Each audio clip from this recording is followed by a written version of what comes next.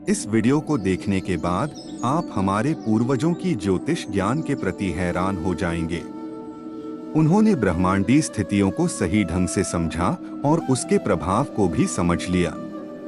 अक्षय तृतीया एक प्राकृतिक घटना है और यह वैदिक खोजों में से एक है। यदि आपके मन में यह सवाल है, अक्षय तृतीया क्या है? इस त्योहार का महत्व क्या है?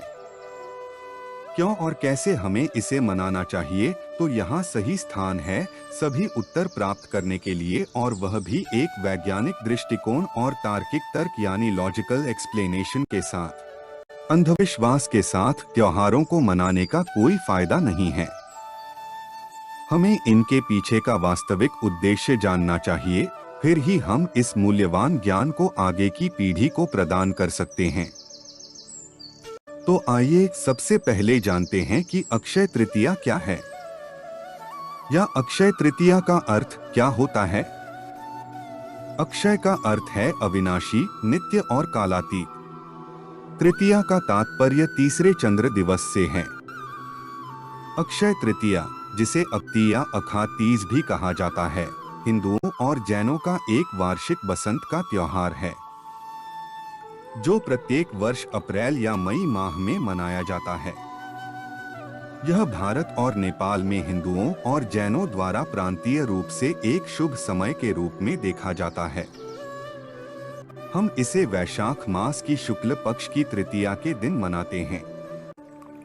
अक्षय का अर्थ है अविनाशी, जिसका कभी भी क्षय नहीं होता। इसलिए अक्षय तृतीया का अर्थ है ऐसी ऊर्जा जो अविनाशी परिणाम या नतीजे देता है, जिसे अविनाशी सफलता का तीसरा दिन कहा जाता है। चलिए अब जानते हैं कि अक्षय तृतीया के पीछे का विज्ञान क्या है। इस दिन सूर्य और चंद्रमा के बीच का अंतर 24 से 36 डिग्री के बीच होता है, जहां चंद्रमा सूर्य से आगे होता है। इस दिन सूर्य और चंद्रमा अपनी सर्वश्रेष्ठ स्थिति में और सबसे अधिक तीव्र होते हैं। ब्रह्मांड में ऊर्जाएं एक दूसरे से मेल खाती हैं और उनका आयाम लगभग शून्य है। हम कह सकते हैं कि यह ऊर्जाओं के लिए रीसेट अवधि है। इस रीसेट के दौरान एक बहुत ही सकारात्मक लहर के लिए एक स्वाभाविक शुरुआत होता है। यदि किसी भी मनुष्य को इस सकारात्मक तरंग का लाभ मिलता है, तो यह तरंग ही उसे न्यूनतम प्रयास में स्वाभाविक रूप से उसकी मंजिल तक पहुंचा देती है।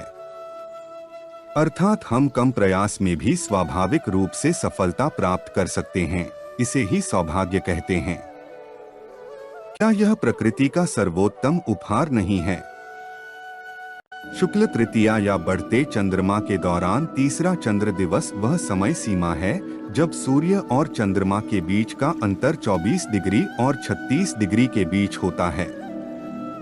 अपने वृत्तों में जब चंद्रमा सूर्य के सामने 24 डिग्री और 36 डिग्री से नीचे होता है, तो ग्रह पर कुछ ऊर्जाएं सामान्य रूप से सक्रिय हो जाती हैं। ये ऊर्जाएं सामान्यतः सक्रिय रहती हैं। हम समग्र रूप से महसूस करते हैं कि दुनिया लगातार गतिशील है। जीवित जीवन रूपों, निर्जीव जैविक समूहों, पृथ्वी, ग्रह समूह, ब्रह्मांडीय प्रणाली और ब्रह्मांड की गति। प्रत्येक गति एक ऊर्जा तरंग लाती है और बड़ी संख्या में ऐसी ऊर्जा तरंगे वितरित होंगी। काफी हद तक हम ऊर्जा पुनरावृत्ति के प्रकाश में इन ऊर्जाओं को 6 समूहों में व्यवस्थित करते हैं। सामान्य तौर पर अलग अलग आवृत्तियों के कारण ऊर्जा एकत्रित होती है और एक दूसरे से मिलती है। बहरहाल, प्रत्येक तृतीया पर ये ऊर्जाएं एक दूसरे के साथ इस तरह से पंक्तिबद्ध हो जाती हैं कि उनके आयाम एक दूसरे के साथ सामंजस्य स्थापित कर लेंगे। यह प्रबल विशिष्टता लगातार घटित होती है और आम तौर पर हमारे पास एक वर्ष में ऐसी 12 घटनाएं होती हैं। किसी भी स्थिति में एक वर्ष में 2 तृतीयाएं होती हैं, जहां ऊर्जाओं का आयाम एक दूसरे से मेल खाता है, या तो कम से कम या अधिकतम होता है। वैशाख काल में होने वाली तृतीया के दौरान प्रचुरता तो होती ही है। इसके अलावा कार्तिक के काल में होने वाली तृतीया के दौरान ऊर्जाएं सबसे अधिक होती हैं। असल में अक्षय तृतीया साल का वह दिन है जब ग्रह पर ऊर्जाओं के 6 समूहों में से सभी एक साथ आते हैं और उनकी प्रचुरता लगभग शून्य होती है। यह गतिशील ऊर्जाओं का एक अनंत रीसेट है और इसे नियमित रूप से संस्कृत में पुनर्प्रवर्तन के रूप में संदर्भित किया जाता है। इस रीसेट के दौरान जीवित जैविक समूहों के लिए एक अत्यंत निश्चित लहर पर कूदने के लिए एक विशिष्ट शुरुआत होता है। इस घटना में यदि कोई इस लहर पर कूदता है, वास्तविक लहर आमतौर पर उसे आदर्श तरीके से धक्का देगी और हमारे प्रयास कम से कम होंगे। यह शायद प्रकृति का सर्वोत्तम उपहार और हमारे वैदिक काल के पवित्र लोगों का सबसे प्रमुख खुलासा है। आइए अब बात करते हैं कि अक्षय तृतीया पर हमें क्या करना चाहिए। इस प्राकृतिक घटना का अधिकतम लाभ पाने के लिए हमें इस दिन अच्छे कर्म करने चाहिए।